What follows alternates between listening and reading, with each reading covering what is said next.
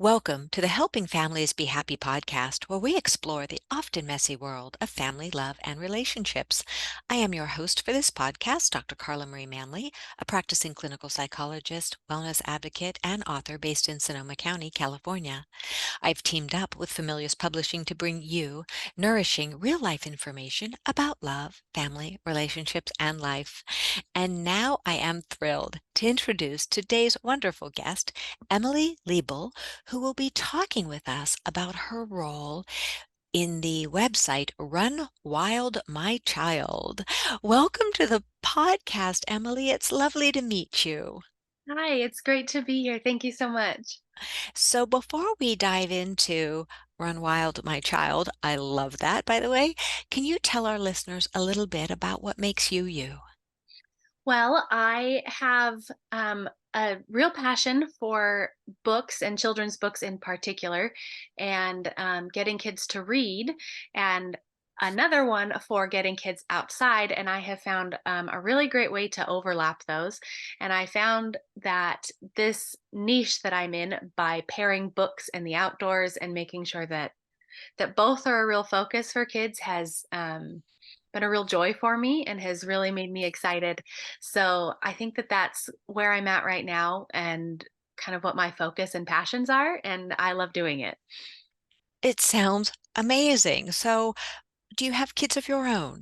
I do. I have three, yeah, and they range in age. So I've got an older kid who's almost 10, and I've got two younger toddlers who are nearly 4 and 2. So 2, 4, and 10. Brave mom you are.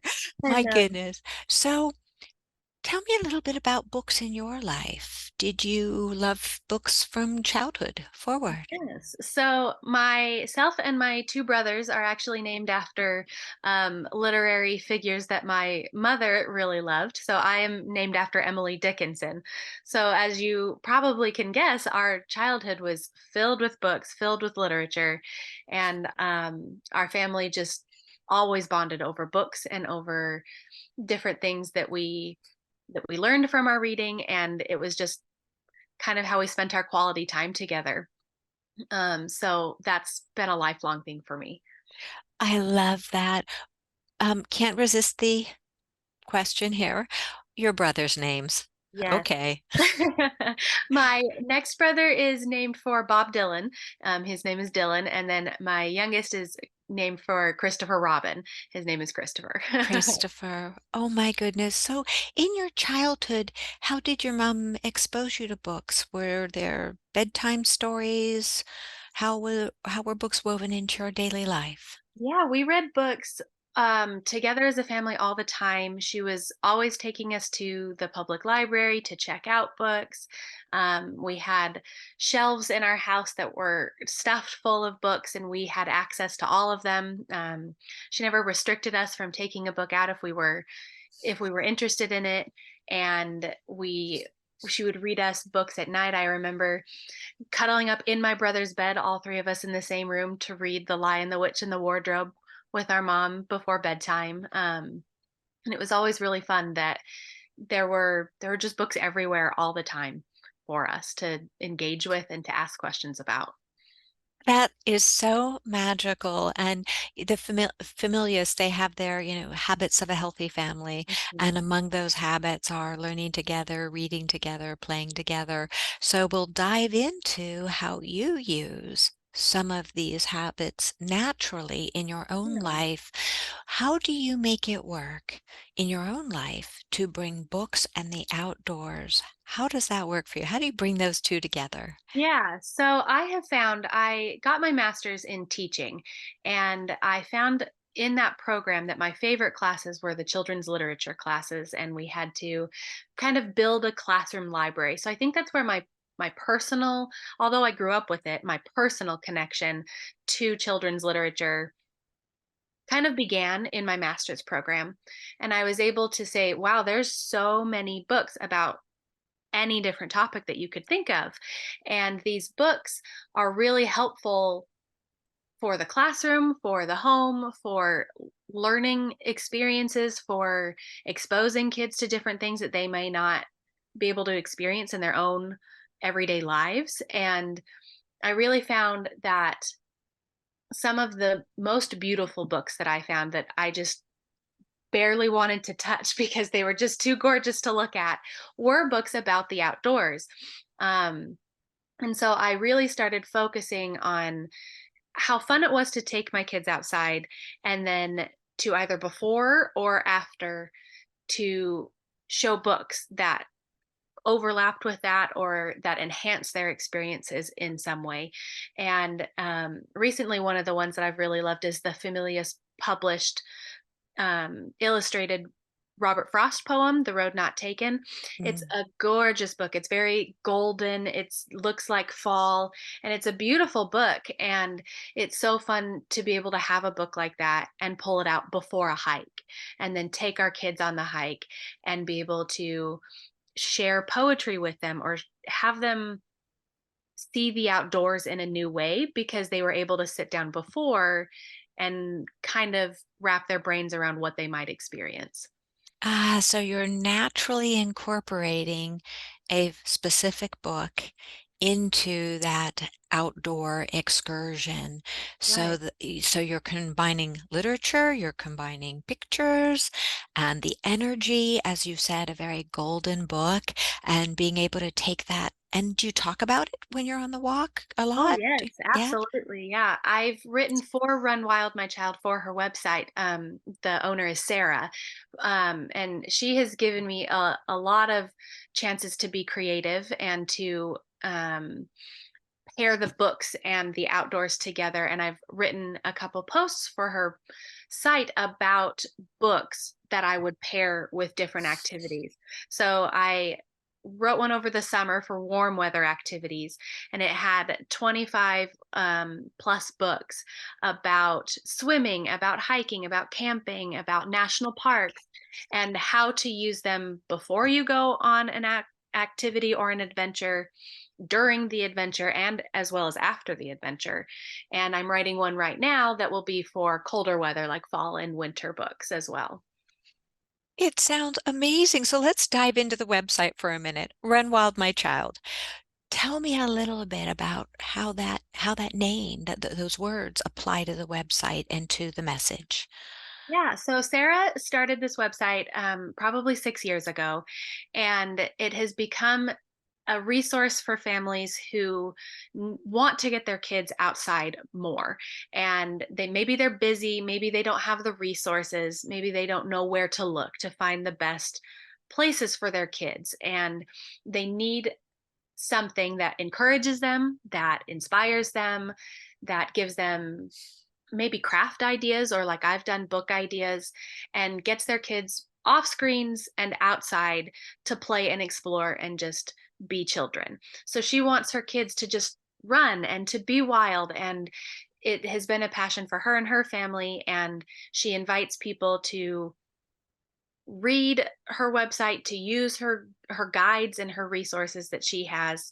And then she often pulls other people in to write for her website as well, because everyone has different experiences. Everyone lives in different areas of the world, and they something that may happen here where I live in Utah is not going to be the same for somebody who lives in Australia. And so she pulls people in from all over the world to write posts, to use their experiences and their insights to inspire other families to get their kids outside more. And for me, that's using books. That has been my inspiration. That's been my connection. And I love writing for the website, and I love being a part of Sarah's team and being able um, to talk about these passions. You used one of my favorite words several times, inspire, inspire, inspire. And what a beautiful message, because we all can get stuck in a rut.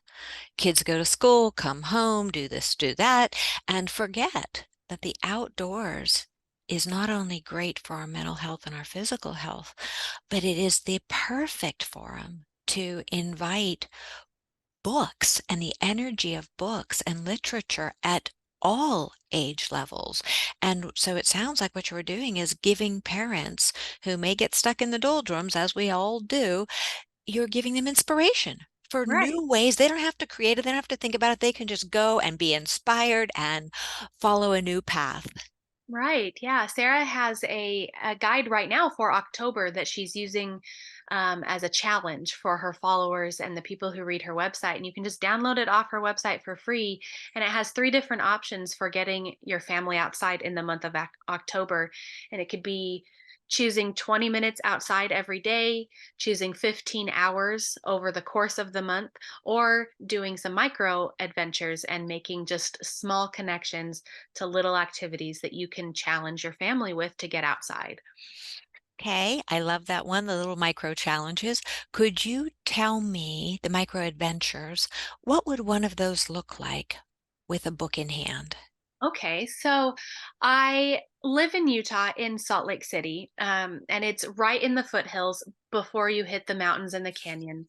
And for us, it's really close and it's really easy for us to get to the canyon. My favorite spot in Utah is called Neff's Canyon, and it's only 20-25 minutes from my house to get there, but it's a gorgeous spot right up in the foothills. Especially in the fall, it gets beautiful and you can see it all laid out before you. And so I might read some books about hiking and maybe only go and spend 2 hours tops outside. And I might say, okay, our focus for this activity or for this hike might be to find different leaves. And so our micro adventure would be to see the changing fall colors and to maybe do like a gradient of these are still green, these are yellow, these are red. How have these leaves changed? And maybe to find a leaf that has multiple different spots of different colors because it's in the process of changing.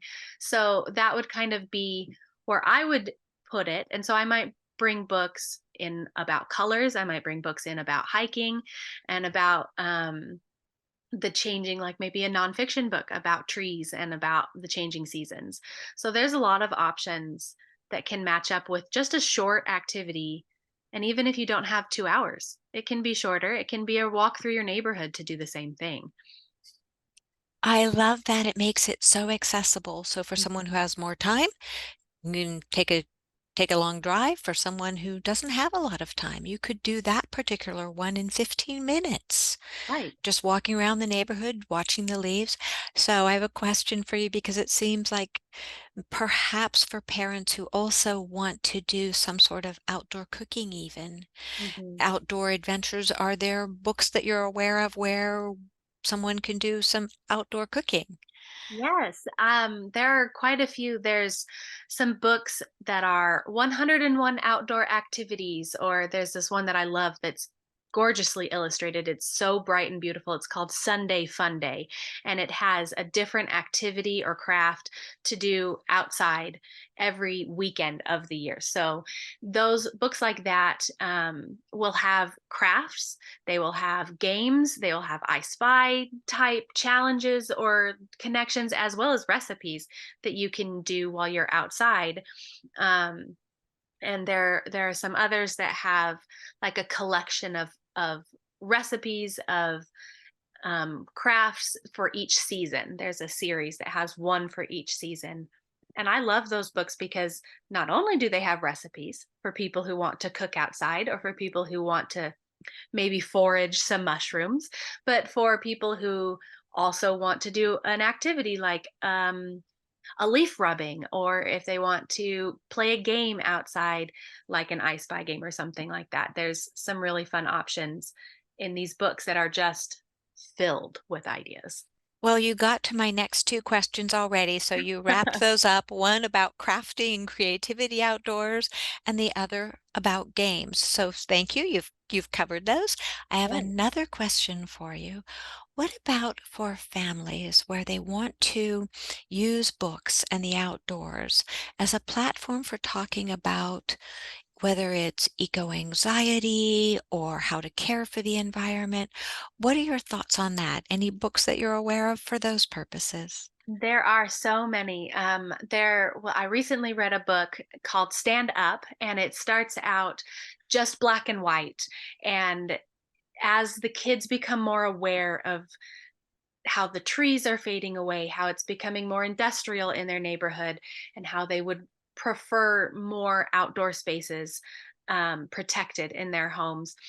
The pictures start to light up and get add some green in and add some red in, and the kids end up going to like a protest, and they have signs where they protect the earth and recycle more. And by the end, the book is filled with a bunch of different color as they see the community coming together with a farmer's market and a recycling bin and kids playing in the grass together. So it starts to brighten up as the community begins to take more care of their community and the outdoor spaces that they have. It's a really fun book, and one of my all-time favorites is kind of a counting book, and it's a community garden book, and it's gorgeous, and it shows a bunch of different people coming together at different times to care for a garden that they all share as a community. And then at the end, they use it to feast and to share the food together that they've taken the time to grow. Those both sound fabulous because I'm acutely aware of how many parents and their little ones are very concerned about the state of the environment. And so both of those books you described give a place to channel anxiety, to do something to see that we can affect change and help our children really embrace the outdoors and care Yeah, for the outdoors and use the outdoors for greater good. absolutely. So, my goodness, are there any other tips you have for families on using books in in ways that can amplify their enjoyment of the outdoors? Get off of screens, please, a little bit Mhm. more. Any tips? Yes, I think that books, because you can find books about nearly any topic, it's so great to be able to either search that yourself if you want to do a Google search, if you want to find those books yourselves. Or one of my favorite ways is going to ask the local public librarian for suggestions, because that's their job. That's one of the things that they are trained on, is curating books that first of all are inclusive and will include many different people's experiences and backgrounds, but will also get to the heart of the question you're asking. If you're looking for a book on hiking, if you're looking for a book on skiing, they will know which books they've got in store. They will be able to search their database, or maybe they just got a new shipment of books that were recently published and they're like, I remember a book that we were just given and that we have in stock here at the library. So, being able to put these books together either on your own or with help from somebody whose job it is to curate books, um, can be used beforehand to prepare kids for a new activity, whether they're anxious about it, whether they're excited about something new, or during the adventure and the experience to kind of draw it back together. Remember when we read this book? Remember how those kids were running on the beach and they made a sandcastle that looked like this? What could you make a sandcastle on? So it Mm. kind of gives them a springboard for their creativity when they're outdoors. And then afterwards, being able to say, we read this experience in a book and we just had a similar experience. How do they compare? How do they contrast? What did you think of your experience compared to the way that the characters in the book experienced it? And so books can be used from beginning to end on an adventure. And if you're looking for an old adventure and a traditional adventure or a brand new one, you can find a book that will help your kids really springboard from the reading and into the experience themselves and enhance their creativity and their enjoyment. My goodness. Well, thank you for all of those tips. And I love how you're again going back to talking about books as a way to amplify conversation, Mhm. creativity, connection, enjoyment, and the joys of being a family. Yeah. So thank you, Emily, for joining us today. Where can our listeners find you? I am on Instagram and Bookstagram as Inclusive Library, and I post books there that like we've talked about, are outdoors focused and children's picture books, but that are also very inclusive. I make it a real effort to find books that cover a lot of different backgrounds and a lot of diverse experiences and make sure that everyone's voice is heard, and especially in getting those kids outside and getting them to enjoy their childhood and see their experiences reflected in what they're reading and what they're consuming in media. Perfect. Well, thank you, Emily. And listeners, this is Emily, Emily, Liebel, and the spelling on her last name is Liebel. Anything else you want to add, Emily? I do not have anything else except to Okay, go read.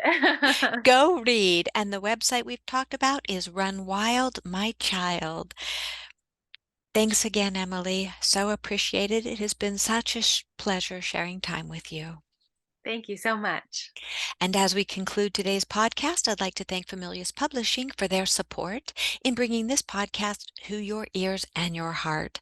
We'd be thrilled if you'd subscribe to the podcast and leave us a review on iTunes and social media.